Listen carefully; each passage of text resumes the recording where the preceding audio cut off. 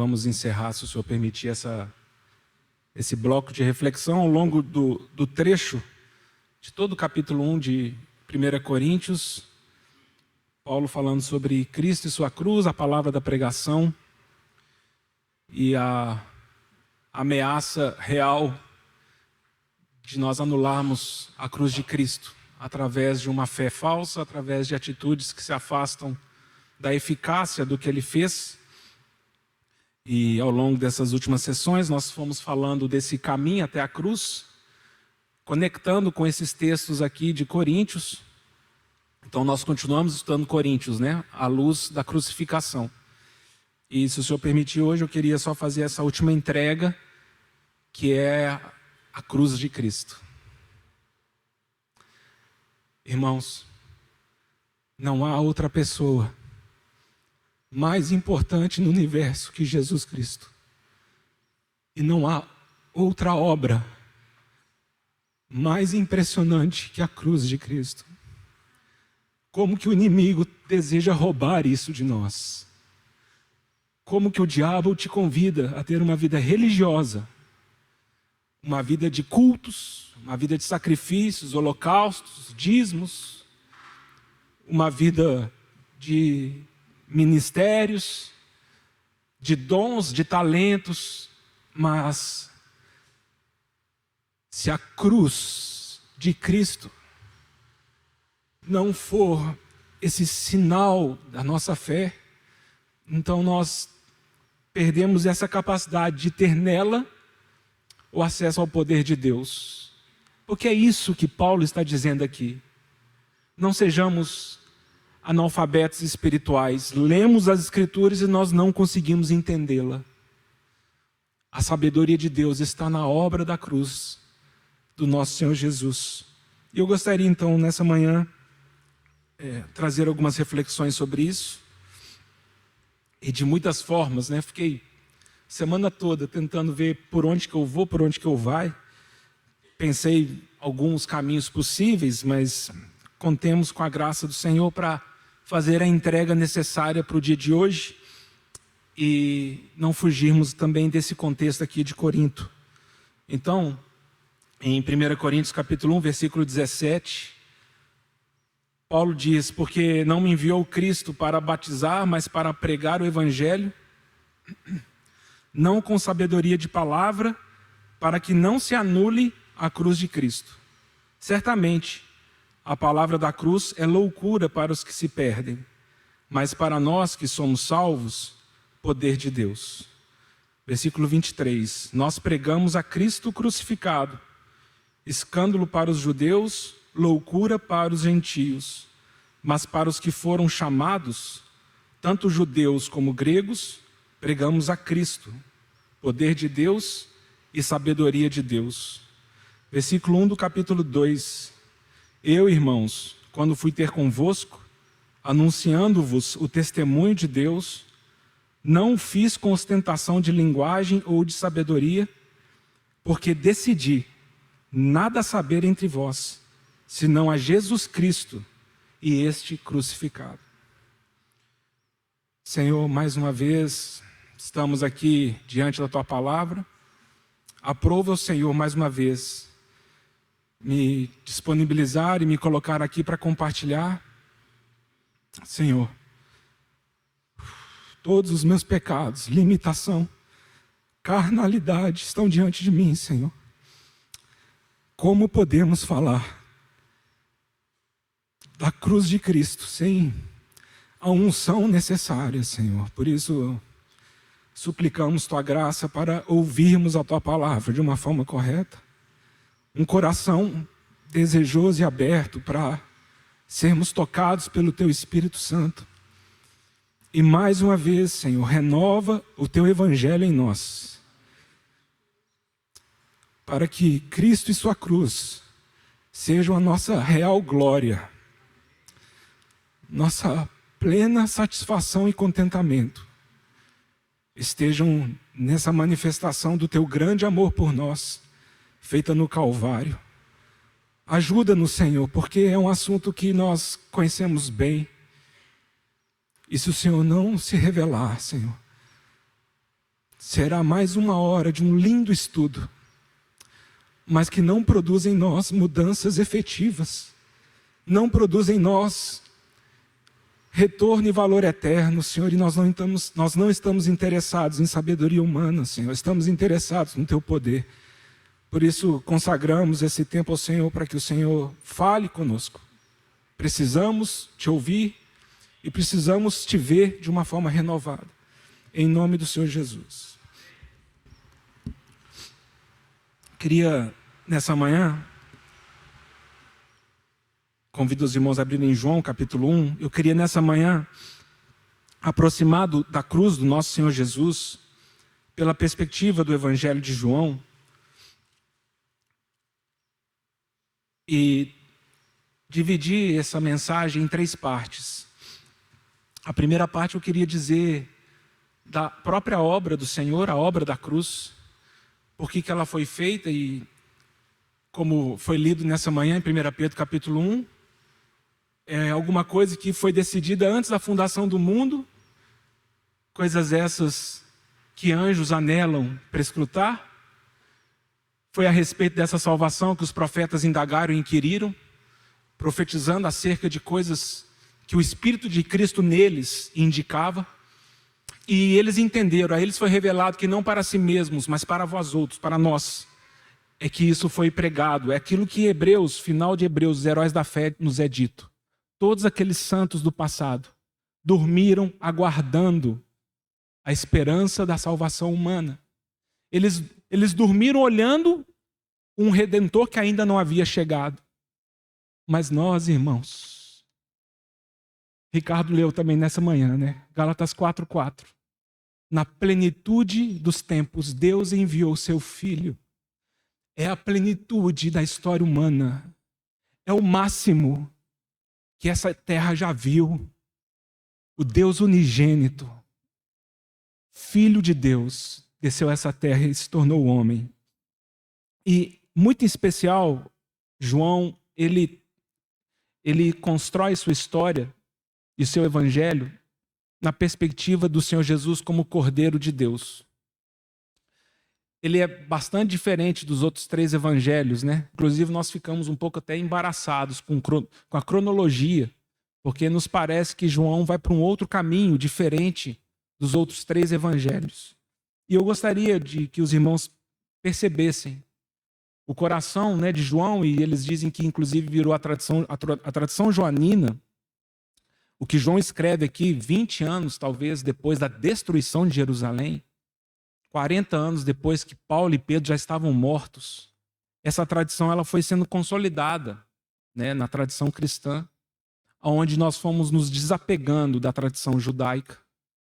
E nós fomos entendendo que um novo fundamento desse Cordeiro de Deus, ele transcendeu e explodiu e toda a tradição judaica mostrou isso para todas as nações. Então, por exemplo, se os irmãos puderem ler comigo João capítulo 1, no versículo 29, diz assim: no dia seguinte viu João a Jesus que vinha para ele e disse: eis o Cordeiro de Deus que tira o pecado do mundo.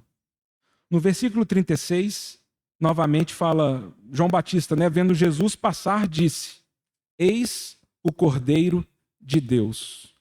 Em João capítulo 12, também não sei se os irmãos têm essa clareza, como que o Evangelho de João, o Espírito Santo leva João a meditar e a se debruçar nessa última semana de vida do Senhor na terra, porque praticamente é metade do Evangelho. A partir do capítulo 12 de João, João começa a escrever sobre os últimos 6 dias do Senhor na terra. Então, João tem 21 capítulos, 12, a partir do capítulo 12, João ele começa a focar, o Espírito Santo leva João a falar sobre esses últimos dias do Senhor na terra. Então, capítulo 12, João 12, versículo 1 diz: 6 dias antes da Páscoa, foi Jesus para Betânia, onde estava Lázaro. No versículo 12, diz: no dia seguinte, a numerosa multidão que viera à festa. Que festa é essa? A Páscoa. A multidão que fora a Jerusalém para celebrar a Páscoa. Então, no dia seguinte, a numerosa multidão que viera à festa tendo ouvido que Jesus estava de caminho para Jerusalém, eles então foram atrás do Senhor. Isso também é falado aqui, né, no versículo 20. Ora, entre os que subiram para adorar durante a festa, havia alguns gregos. No capítulo seguinte, João 13, versículo 1, diz: ora, antes da festa da Páscoa, sabendo Jesus que era chegada a sua hora de passar deste mundo para o Pai, tendo amado os seus que estavam no mundo, amou-os até o fim. No capítulo 18,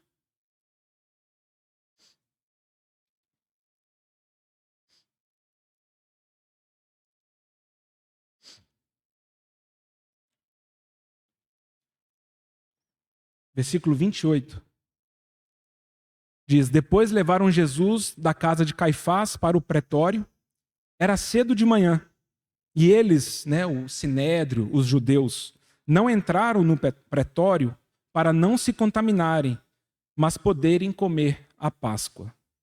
No capítulo 19, versículo 13, ouvindo Pilatos estas palavras, trouxe Jesus para fora e sentou-se no tribunal, no lugar chamado Pavimento, no hebraico Gábata.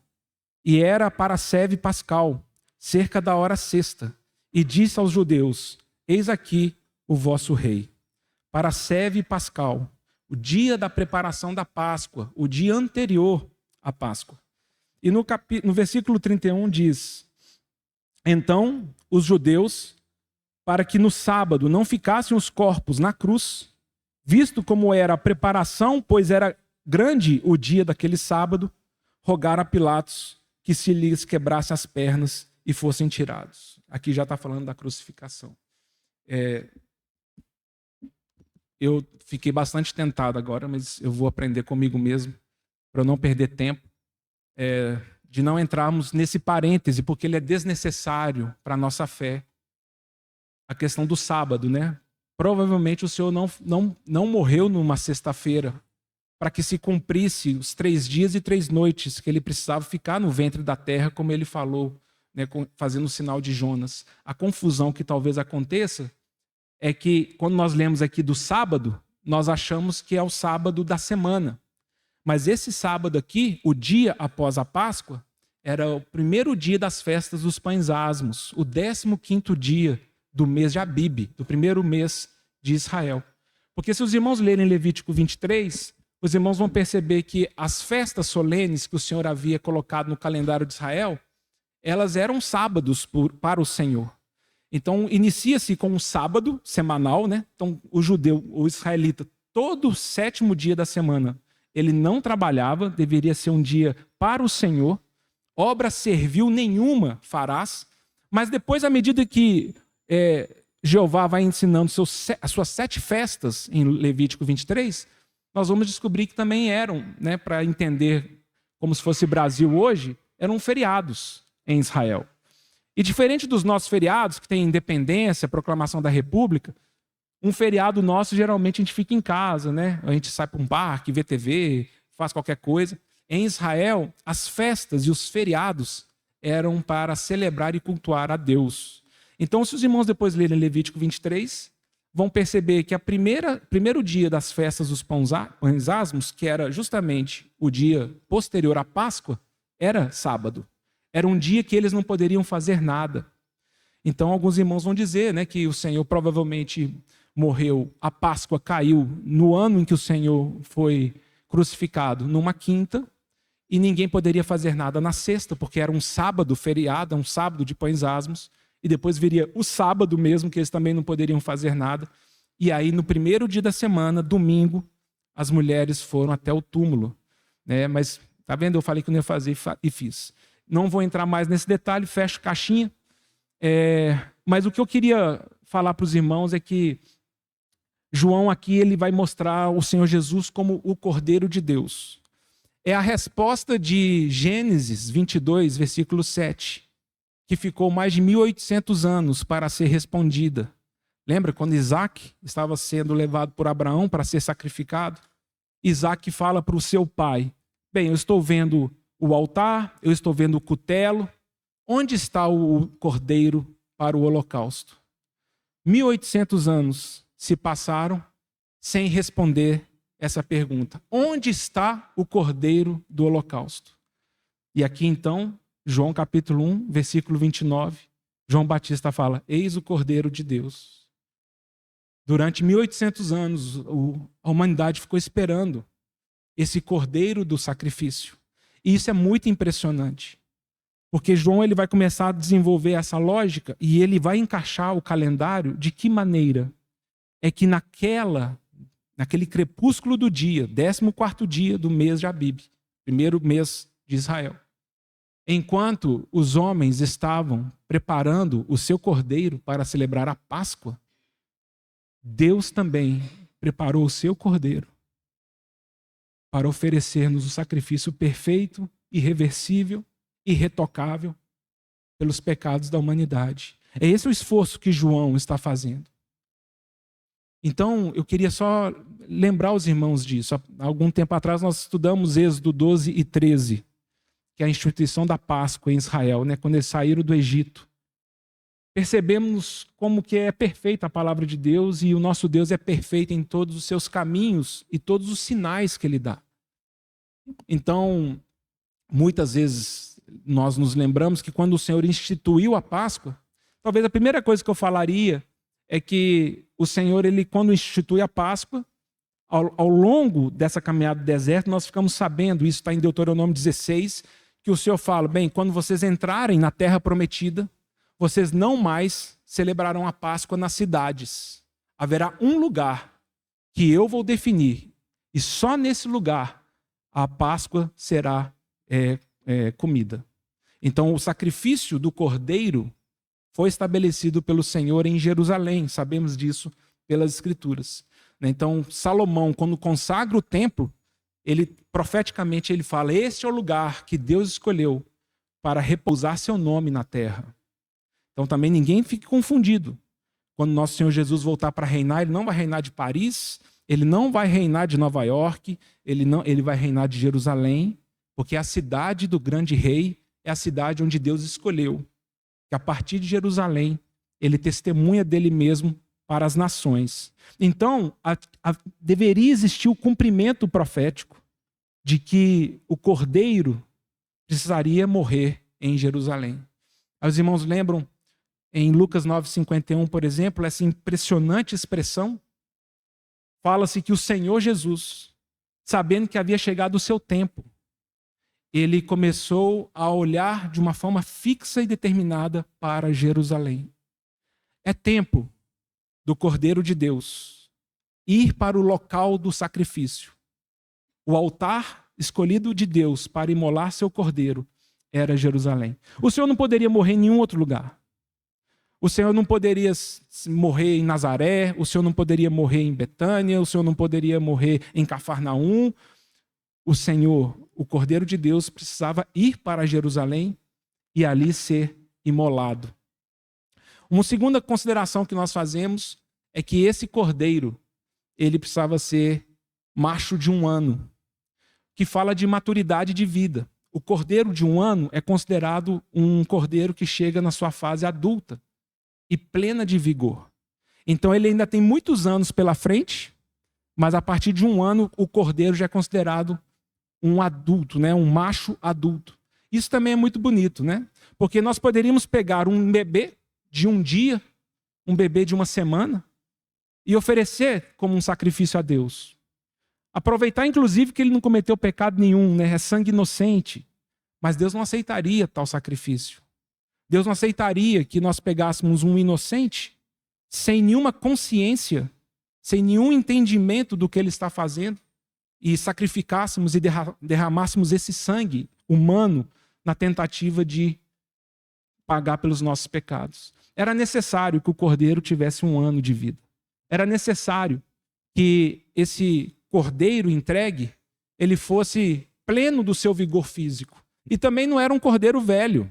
Não era um cordeiro que fala assim: está morrendo, já está moribundo, pega esse cordeiro aí e oferece ao Senhor. Não é alguém que fala assim: já vivi tudo que eu tinha que viver, agora eu me entrego ao Senhor. É alguém que foi ceifado na flor da idade. O nosso Senhor, aos 33 anos, ele foi sacrificado. Ele se entregou na sua maturidade como homem, na sua plena consciência. Então, Lucas, por exemplo, vai dizer que o Senhor começa seu ministério aos 30 anos. E tem tudo a ver com Números 4:3, quando se dizia que o serviço levítico iniciava-se aos 30 anos. O ministério começava-se aos 30 anos. O Senhor espera esses 30 anos de vida na terra. E ele, como um sacerdote do Altíssimo, ele inicia seu ministério. E aí eu já aproveito para dar uma outra figura do Velho Testamento que aponta para a perfeição do sacrifício de Jesus. É que Israel deveriam, no 10º dia do mês, separar o cordeiro dos demais, e no 14º dia ele deveria ser morto. E isso então aponta para o exame. Então, qual que é a lógica que Deus ensinou a Israel? Você tem um rebanho, você tem vários cordeiros, e você tem um período aí de 4 dias para examinar se ele é de fato sem defeito. Então você olhava para o seu rebanho e falava, eu acho que esse cordeiro aqui é sem defeito. Você separava ele dos demais, deixava ele separado, e ao longo desses dias você examinava se ele estava com as fendas corretas, se ele não tinha nenhuma mancha, se ele não tinha nenhuma ferida. Você tinha um tempo de atenção, um preparo para ver se aquele cordeiro de fato era sem defeito. Isso também fala do nosso Senhor. Porque todos os historiadores são unânimes em dizer, ao ler os evangelhos e ao conferir as festas que o Senhor participava, que o Senhor ele teve 3 anos e meio, mais ou menos, de ministério na terra. Então o Senhor, no seu 4º dia de manifestação do seu ministério, ele foi para a cruz. O Senhor também, quando ele inicia seu ministério, assim como esse cordeiro que é separado para que no 4º dia seja sacrificado, o Senhor também, desde o dia que João Batista e aqueles que estavam ali viram o Espírito Santo descer sobre ele, naquele dia que o Senhor Deus falou, este é o meu filho amado. A partir daquele dia, durante 3 anos e meio, o Senhor Jesus foi examinado, provado e testado. Também não daria para o Senhor, ele, no primeiro dia de ministério dele, já ir para a cruz. Era necessário esses 4 dias de avaliação. Era necessário que o Senhor Jesus passasse pelo deserto e Satanás o tentasse. Era necessário ele passar pelo escrutínio dos judeus. Era necessário ele passar pelo julgamento de Roma.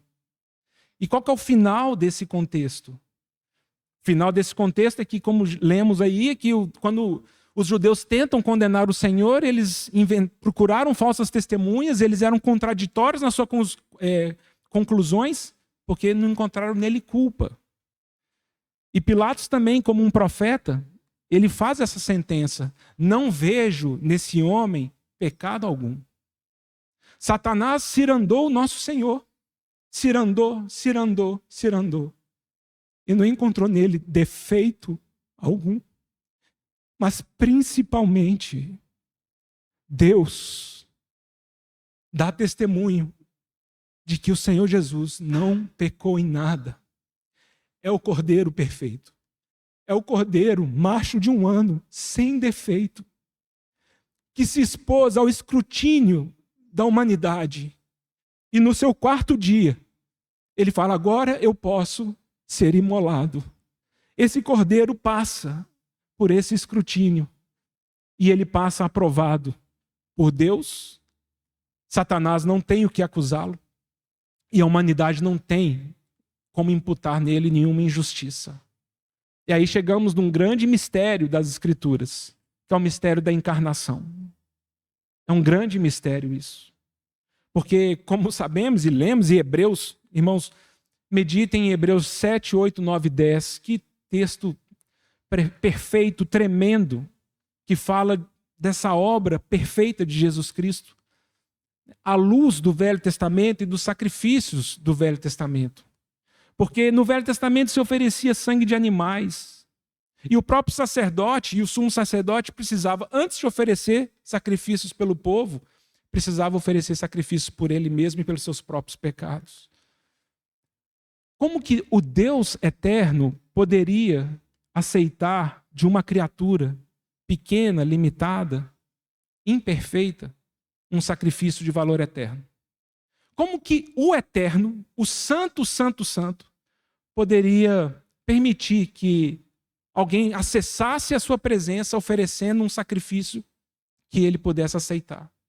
Por isso que o Novo Testamento vai nos dizer que a revelação que Deus tinha um filho como ele na eternidade passada foi uma loucura para os judeus. No Novo Testamento isso vai ficando muito claro para nós. Porque na plenitude dos tempos Deus enviou o seu filho. E nele reside toda a plenitude. E nós vamos entendendo como João começa seu evangelho. No princípio era o verbo, e o verbo estava com Deus, e o verbo era Deus. Só havia uma pessoa no universo,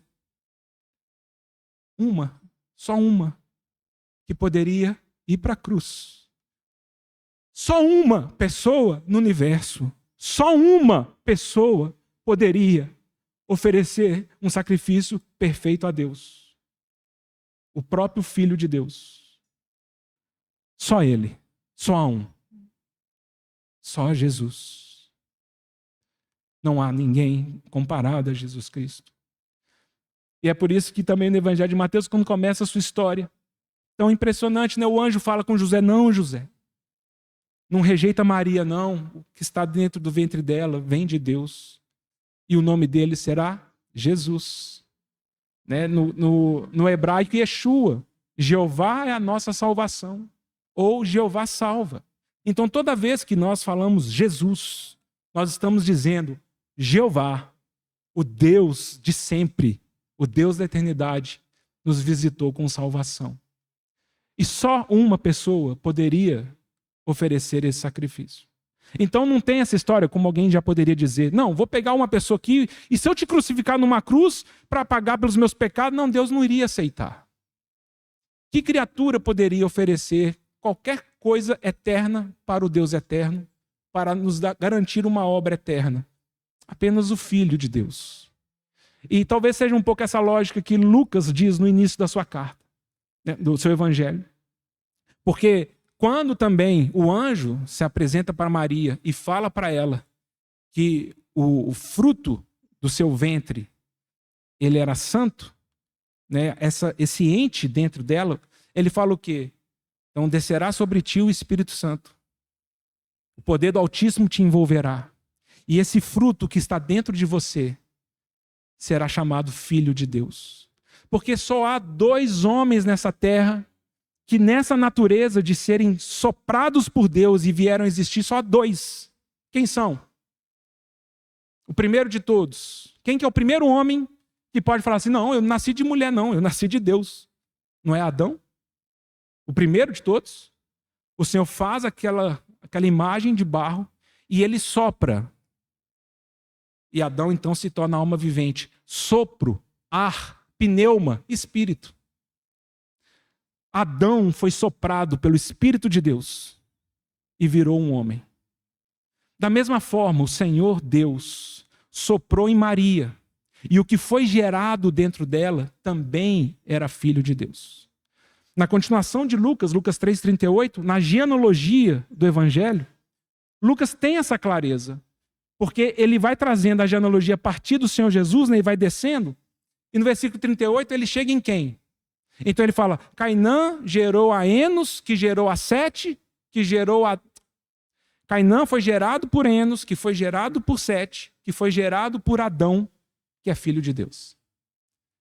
Então, a raça humana, ela é gerada só por 2 tipos de humanidade. Segundo Adão ou segundo Cristo. Isso fica muito claro em 1 Coríntios 15. Muito claro em Coríntios 15. Nós temos um homem, o primeiro Adão, que é alma vivente. O segundo Adão, o segundo homem, é espírito vivificante. É em Cristo que o Senhor nos convida a termos uma nova humanidade. E é por isso que nós temos essa expressão de nascer de novo. Porque a obra da cruz não é para dar uma lanternagem no nosso velho homem. É para nos dar um caminho de humanidade perfeita em Cristo Jesus. Num novo homem. Só há 2 tipos de homens nessa terra. Um segundo Adão e um segundo Cristo. Só há 2 seres humanos, homens, filhos de Deus nesse contexto e nesse conceito, que foram soprados pelo Espírito, Adão e Jesus.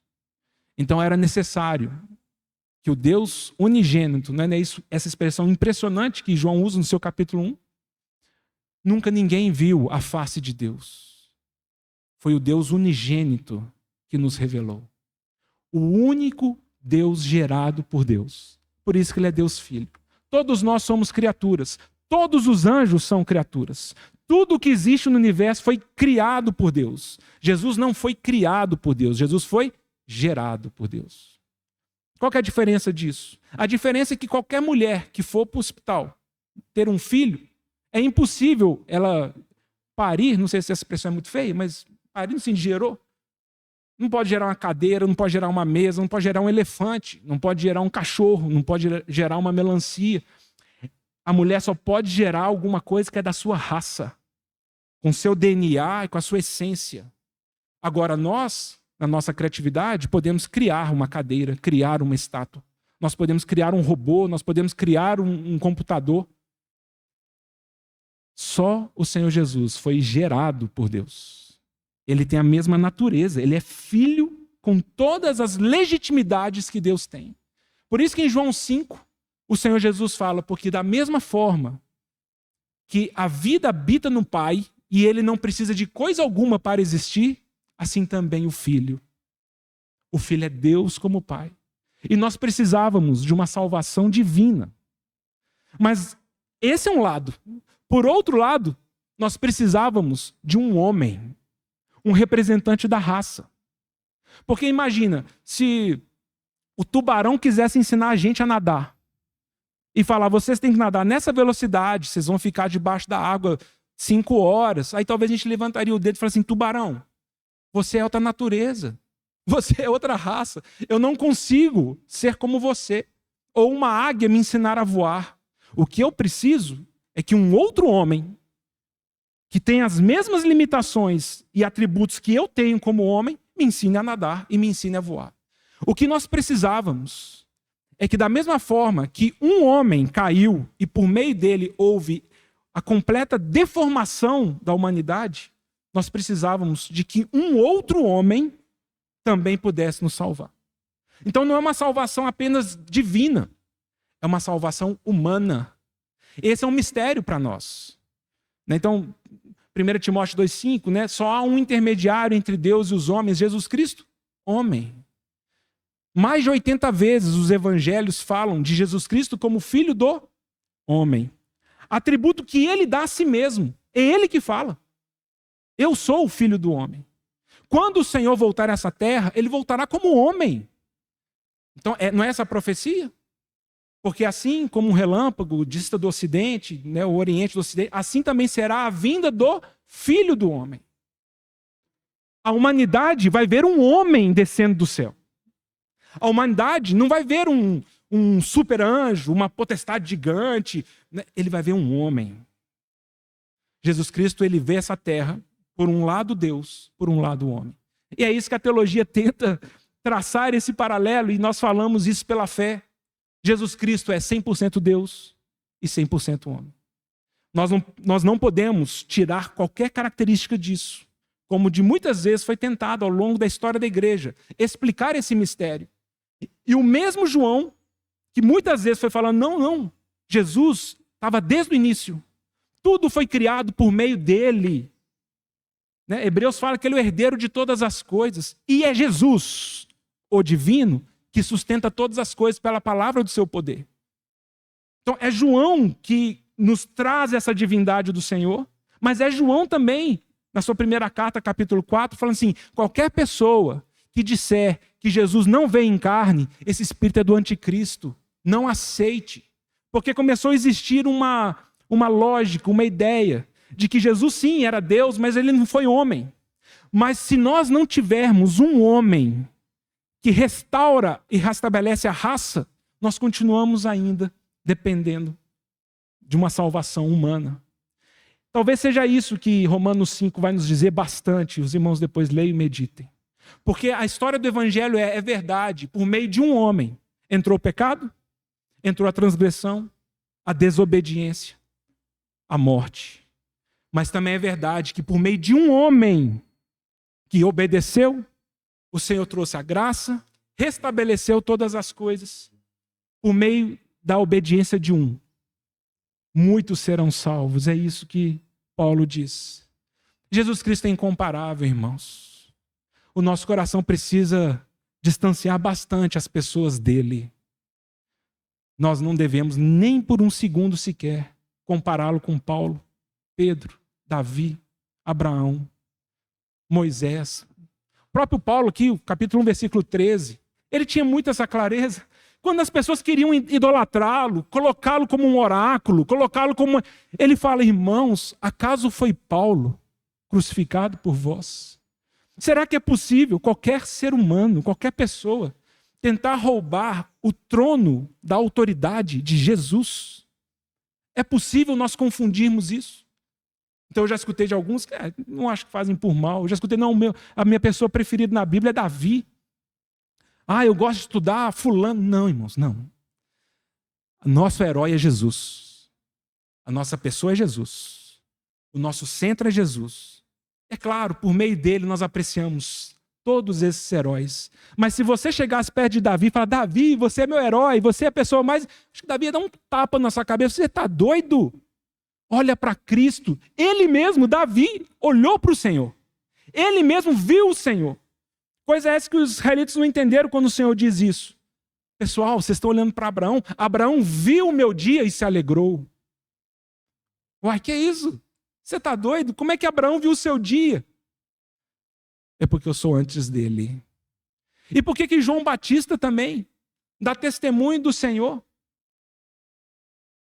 Né? No ministério. Ele é o que há de vir para salvar-nos dos nossos pecados. É porque o Espírito do Senhor estava neles. E eles viram que Jesus Cristo é completamente incomparável com qualquer outra pessoa.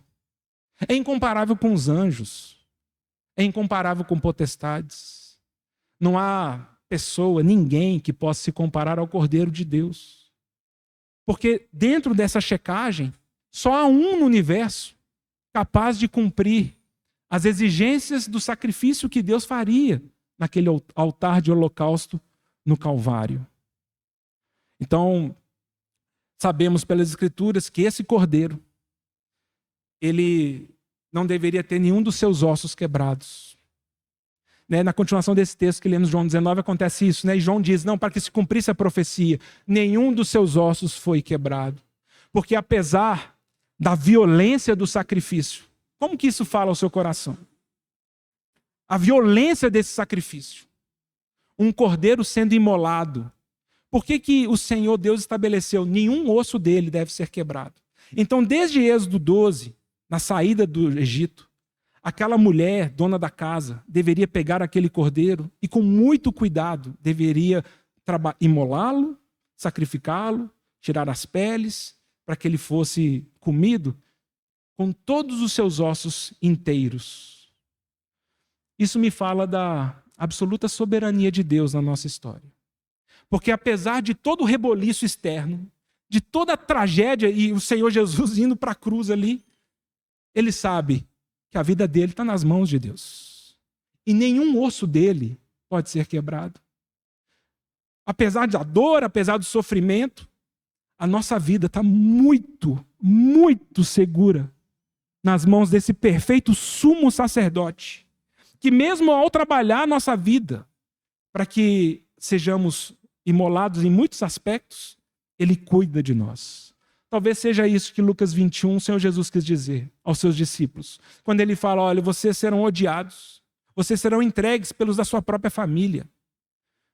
Alguns de vocês morrerão, mas eu vos afirmo, nenhum fio de cabelo da vossa cabeça se perderá. Não, então eu não entendi. Nenhum fio de cabelo meu vai se perder, mas eu vou ser morto? O que talvez o Senhor está dizendo é, confia na soberania de Deus.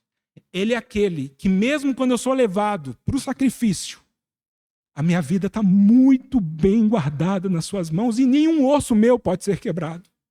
Mesmo quando eu passo pelo vale da sombra da morte, mesmo quando eu tenho que lidar com situações que angustiam, mesmo quando Deus me leva para o meu Gólgota, mesmo que eu me sinta desprezado, inútil, mesmo que eu me sinta esquecido, mesmo que eu não faça sentido, a dor, a tristeza, a solidão que eu estou sentindo, que o nosso coração se lembre, nenhum dos seus ossos será quebrado, porque é o Senhor que cuida de nós.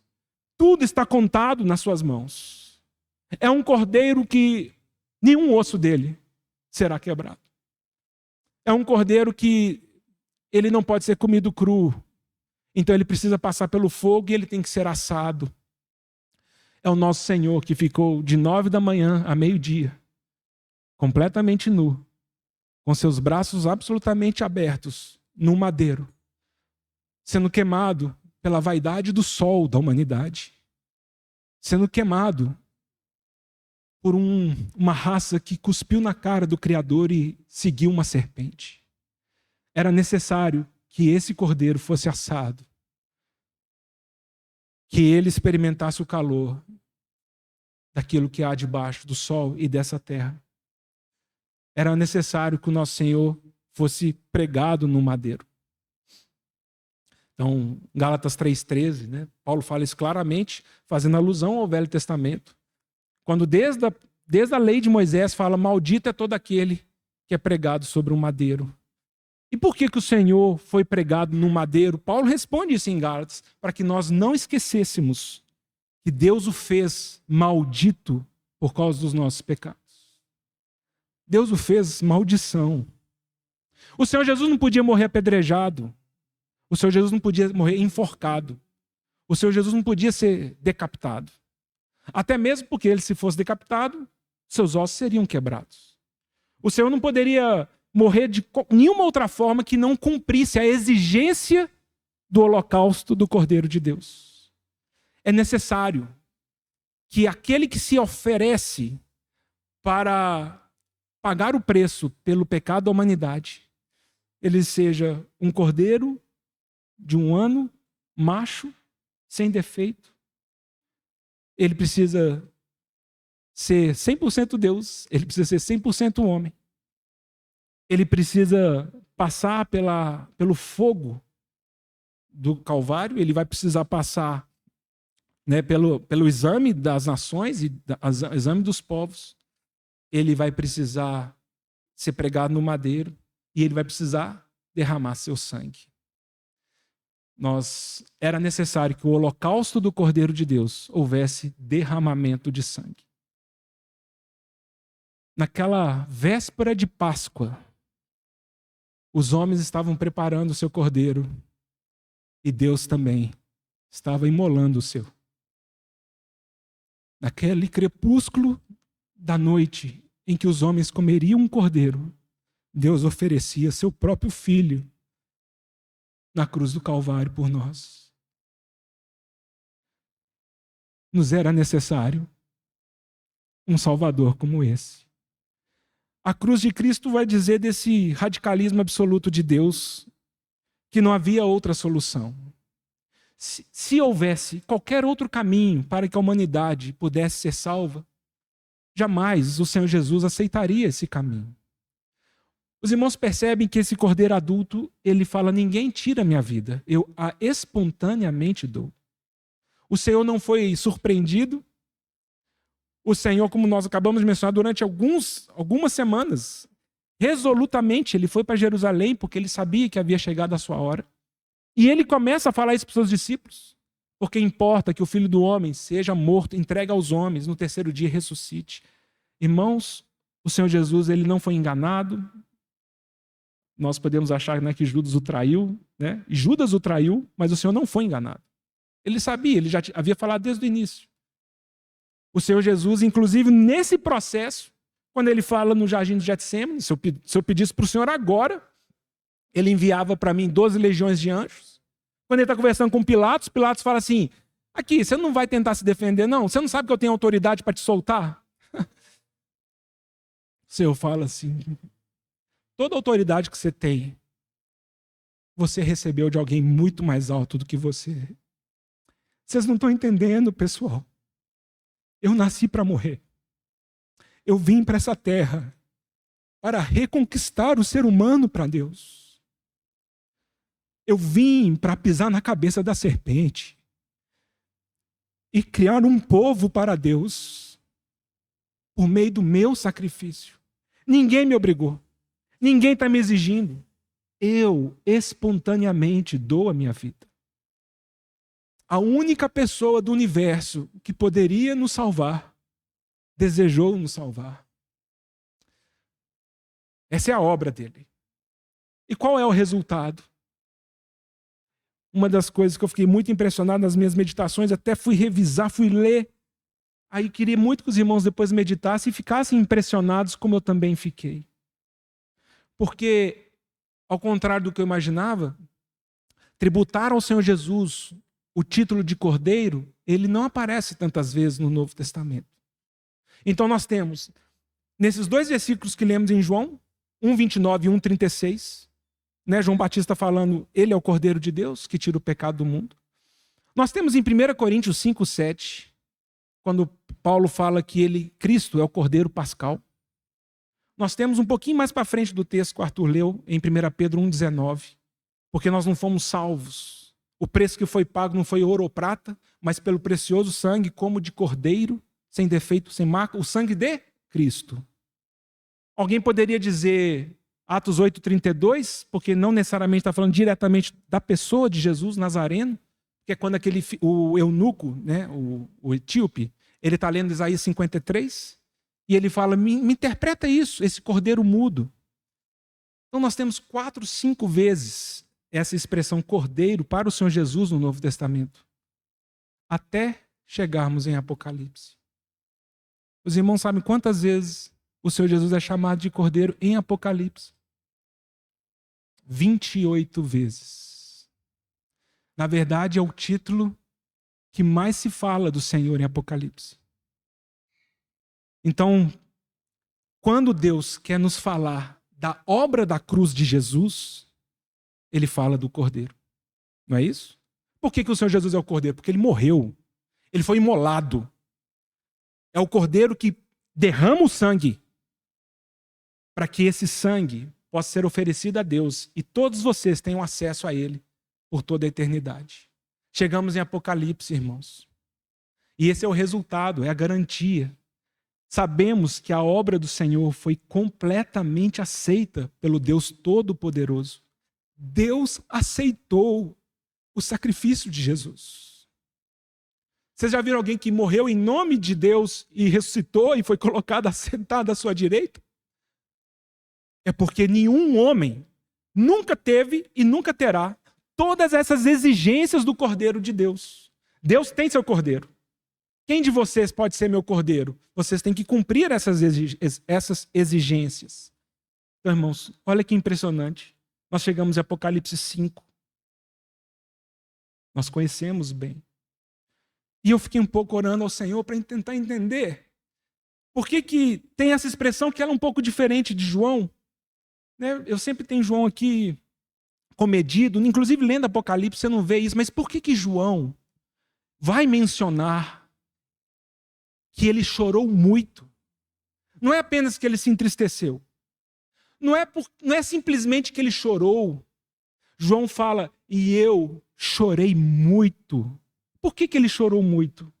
Porque ele viu o Senhor Deus, o Todo-Poderoso, sentado no seu trono, com um livro nas suas mãos, e um anjo forte passando pelo céu, proclamando para todo o universo, quem é digno de pegar o livro? Quem é digno de salvar a humanidade? Quem é digno de reinar sobre essa terra? Quem é digno de que Deus entregue a ele toda a autoridade? E João fala que não havia e não há ninguém digno de tomar o livro e nem sequer olhar para ele. Quando esse anjo forte saiu voando pelo universo, fazendo essa pergunta, todos os seres que existem, não é só que eles ficaram pensando assim, será que dá? Será que eu tento? Todos os seres olharam para baixo e falaram, não sou nem digno de olhar para esse livro. Todos, pensa qualquer um aí. O João, então, ele tendo essa compreensão. Porque nos convinha, irmãos, um Cordeiro de Deus. Nos convinha, irmãos, porque nós não poderíamos olhar para Deus. O planeta estava condenado, afogado nos seus pecados. Esse planeta se rebelou contra o seu Criador, irmãos, isso não é pequeno. Nos convinha um sumo sacerdote, como Jesus. João chora muito porque ele viu. E aí um dos anciãos fala: João, não chores. O leão da tribo de Judá, a raiz de Davi. Homem, leão da tribo de Judá, raiz de Davi? Procura aí na Biblioteca Celestial. Em qual universo paralelo, em qual planeta tem essa raça? Algum anjo olhou para o outro e falou assim: não, é um homem. É um homem. É um semelhante a mim e a você. Ele é digno. Ele é digno de abrir o livro. Esse anjo fala: João, não chores. E aí, irmãos, eu fico também tentando imaginar. Porque João fala assim: então eu vi, eu olhei, eu fico tentando ver se ele era mais baixo que os outros. Porque o que ele vê é o seguinte: o Senhor Deus está sentado no seu trono. Ao redor do seu trono tem 4 seres viventes, cada um com um rosto. Ao redor deles tem 24 anciãos. João, então, ele começa a tentar ver. E ele fala: então eu vi um cordeiro como tinha sido morto, de pé, diante do trono de Deus. Não é só um cordeiro, é um cordeiro que foi morto. Não é só alguém que se dispõe, é alguém que se deu. Não é alguém que fala assim: eu tenho todas as credenciais para te salvar, mas não vou. Então não me adianta. Você pode, mas não me ajuda. É um cordeiro como tinha sido morto. João vê um cordeiro de pé como tinha sido imolado. E ele toma esse livro da mão do Deus Todo-Poderoso. Quando ele toma esse livro da mão do Deus Todo-Poderoso, os 4 seres viventes e os 24 anciãos se prostram imediatamente e adoram aquele. Eles têm harpas de ouro, eles têm taças de incenso, que são as orações dos santos. Nós não temos tempo, não temos tempo para mais nada. O que os irmãos acham que tem nessas orações do incenso? Esses 24 anciãos que veem o cordeiro ali, os anciãos com essa taça de incenso, será que no incenso, que são as orações dos santos, tem: me dá um carro novo? Me dá uma casa maior? Me dá família, me dá filhos, me dá um casamento, me dá um marido? Me faz emagrecer, me faz engordar, me faz ficar forte? Ou essas orações, ao serem derramadas, precisávamos de salvação. Precisamos de alguém que nos salve. Precisamos de um Salvador, e aqui está o Cordeiro. Aqui está o Cordeiro. Quando nós tiramos os olhos do Cordeiro, a salvação de Deus vai ficando tão fraca. Nós começamos a procurar salvação em outras coisas. Começamos a exigir de Deus uma salvação em nossas circunstâncias. E o Senhor fala: não, então volta para a cruz. É ali que você vai ver meu poder. Porque então, quando eles veem o Cordeiro, tocam suas harpas, derramam o incenso das suas taças, eles vão falar que digno és de tomar o livro e abrir os selos, porque foste morto, e com o teu sangue compraste para Deus os que procedem de toda tribo, povo, língua e nação, e para o nosso Deus os constituíste reinos e sacerdotes, e reinarão sobre a terra. Não está falando da gente, irmãos? Nós estamos falando aqui nessa manhã de um assunto que aconteceu quase há 2000 anos atrás. Estamos mais de 10.000 quilômetros de distância de Jerusalém, mas nós podemos falar que o evangelho do reino chegou a nós. E nós podemos falar: não, o que Deus fez na cruz do Calvário por meio do Cordeiro chegou a nós. As tribos, povos, línguas e nações, o Senhor tem espalhado a sua salvação. Mas não é somente isso. João, ele fala assim: não, então eu vi uma multidão de anjos. O número, milhões de milhões e milhares de milhares. É como se ele expandisse. E ele olhava e falou assim, não são só os 4 seres viventes, não são só os 24 anciãos. Agora eu estou vendo milhões e milhares de anjos. Eu não estou falando aqui de lagartixa, de formiga, de barata. Eu não estou falando nem de ser humano. Eu estou falando de anjo. Hebreus 1 vai dizer, seres muito maiores do que nós. Labaredas de fogo, ministros de Deus. Milhões de anjos diante do Cordeiro. E vão dizer também, vão louvar ao Senhor. Falam assim, digno é o Cordeiro que foi morto de receber o poder, a sabedoria, a riqueza, a força, a honra, a glória e o louvor. Os anjos disseram isso. Mas não acabou aí não. Aí João fala assim, aí então eu ouvi que toda criatura que há no céu, que há na terra, que está debaixo da terra, toda criatura que está nas águas, toda criatura se prostrou e falou àquele que está sentado no trono e ao Cordeiro, seja o louvor, a honra, a glória e o domínio para sempre. É isso, irmãos.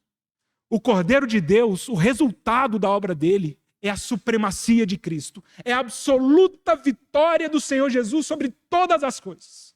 E se da mesma forma que quando Adão pecou, explodiu o pecado e gerou essa deformidade que todos nós não só vemos, mas sentimos, porque nosso corpo ainda está sendo contaminado. Nós ainda morremos todo dia, ainda não estamos no nosso corpo de glória. Ainda estamos cercados por um mundo caído. Se isso é verdade, também é verdade que quando o Senhor Jesus fala, está consumado, da mesma forma, irmãos, que aconteceu lá no Pentecoste, lá em Babel, né, não houve aquela confusão que se espalhou, e no Pentecoste todos voltaram a falar a mesma língua. O Senhor também, ele trouxe, por meio do sangue da sua cruz, uma reconciliação, tanto das coisas do céu como da terra. Colossenses 1,13. Porque nele reside toda a plenitude de Deus, e aprove a Deus reconciliar com ele, com Deus, por meio do sangue do seu Filho, todas as coisas, tanto as do céu como da terra. Aí os irmãos conseguem entender, quando o Arthur leu nessa manhã, coisas essas que anjos anelam para escrutar. Uma salvação que não atinge apenas nós, terráqueos, terrenos. O Senhor trouxe uma perfeita, completa harmonização do nosso futuro e desse planeta. Lá em Apocalipse 22, quando João vai adorar o anjo fala assim, não, eu só conservo com você. O nosso destino é o mesmo. O Cordeiro será a lâmpada da casa. Essa expressão é impressionante. Eu ia ler, não vou ler, e nem cheguei na terceira parte, né? Que talvez seja a mais importante quando nós estamos meditando Coríntios. Depois os irmãos leiam Apocalipse 21 e 22. Vi novos céus e nova terra. Chegamos na eternidade. Cordeiro, Cordeiro, Cordeiro. É a noiva do Cordeiro. Cordeiro é a lâmpada da luz de Deus na cidade. Irmãos, escute isso. A cidade, na eternidade, não haverá necessidade de sol. E nela não haverá noite, porque a glória de Deus ilumina ela. E o Cordeiro é a sua lâmpada. O que significa isso? Que a glória de Deus se manifesta por meio do Cordeiro. Daquele que morreu por nós. Por isso que em Apocalipse vai ter o livro da vida do Cordeiro, a ira do Cordeiro, as bodas do Cordeiro, a noiva do Cordeiro, a esposa do Cordeiro, o cântico do Cordeiro, porque aquele que morreu foi completamente aceito por Deus. E tudo que nós desfrutaremos na eternidade só é possível por causa do Cordeiro de Deus. Então, a perspectiva nossa quando chegamos em Apocalipse é, nós nunca, na eternidade inteira, jamais esqueceremos que Jesus teve que morrer por nós. Não é um assunto que vai ficar defasado, não é um assunto que nós vamos ficar esquecidos. Por toda a eternidade, o Cordeiro será lembrado e será adorado por aqueles que foram comprados pelo seu sangue. Termina, irmãos. Falando rapidinho. Vou até livrar os irmãos da ilustração do amor de Cristo nos constrange. Eu ia pedir desculpa para o Marcelo, da ilustração que eu gosto. O Marcelo fala que eu exagero nela. A coisa que eu mais entendi no passado é na figura de o que significa que o amor de Cristo nos constrange, julgando nós isto. Um morreu por todos, logo todos morreram. E talvez esse seja o terceiro ponto, e ele é o mais importante na nossa resposta ao Senhor? Como que eu e você relacionamos com essa realidade de que Jesus Cristo é o Senhor? E que Ele morreu pelos nossos pecados? E que tudo que nós fazemos e experimentamos no reino de Deus é mérito dele em nós e nada que é nosso. Existe caminho para a jactância? Existe caminho para a glória humana? Existe caminho para a competição na igreja do Senhor? Existe um caminho para saber, vamos ver quem é maior aqui? Quem faz mais? Quem tem melhores dons? Então, os irmãos percebem como que Paulo, então, ele estava tentando mostrar isso para os seus leitores. Irmãos, isso é coisa de carnalidade. É andarmos segundo os homens. A resposta, ela é individual. É você e eu olharmos para a cruz de Cristo e ficarmos constrangidos pelo seu amor. É entendermos o que ele fez e que não importa as coisas que eu faço, o que ele fez sempre será constrangedor para quem eu sou. Sempre. Se eu virar para o Senhor hoje e falar, Senhor, eu acho que hoje eu fui muito bem, preguei rápido, não é o caso, né? Falei só 50 minutos, deixei os irmãos ir embora rápido. Eu acho que eu conectei bem os pontos, eu li o versículo bem, hoje eu arrebentei, né? Não, parei de ver a cruz. Eu anulei a cruz de Cristo, porque toda vez que eu chego perto dessa mensagem, a palavra da cruz, ela quebra a gente. Não há o que fazer, Senhor. Eu achando que eu estava arrebentando, até que eu contemplei o Senhor. E eu acabo de ver que eu não sou ninguém. Toda honra e glória é dada ao Cordeiro. Eu não quero glória para mim, Senhor. Eu não quero reputação para mim. Eu não quero competir com aquilo que já foi estabelecido, é que tudo pertence ao cabeça da igreja. O Cordeiro de Deus, Jesus Cristo. Irmãos, tem uma música do Jesus Adriano Romero, né, e eu termino com ela. Ela é em espanhol, então eu vou fazer uma tradução livre dela, é mais ou menos assim. E talvez eu imagino que ele escreveu essa música. Esse irmão é o mesmo irmão que escreveu Que Sejas Meu Universo, né, que muitos irmãos conhecem. Eu imagino que talvez ele tinha Isaías 53 como pano de fundo, que nós cantamos nessa manhã, né, Pão da Vida. Os castigos, o castigo que me traz a paz estava sobre ele. Se o Senhor foi para aquela cruz, foi por causa das minhas transgressões. Ele pagou o meu preço, o meu pecado.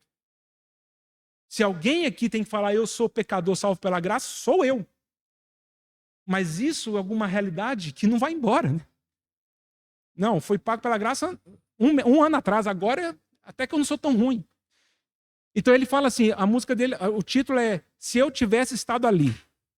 E aí ele vai dizer assim, se eu tivesse estado ali, entre a multidão, que tua morte pediu, que te crucificou, eu tenho que admitir, teria eu também pregado as tuas mãos naquela cruz, Senhor, se eu tivesse estado ali.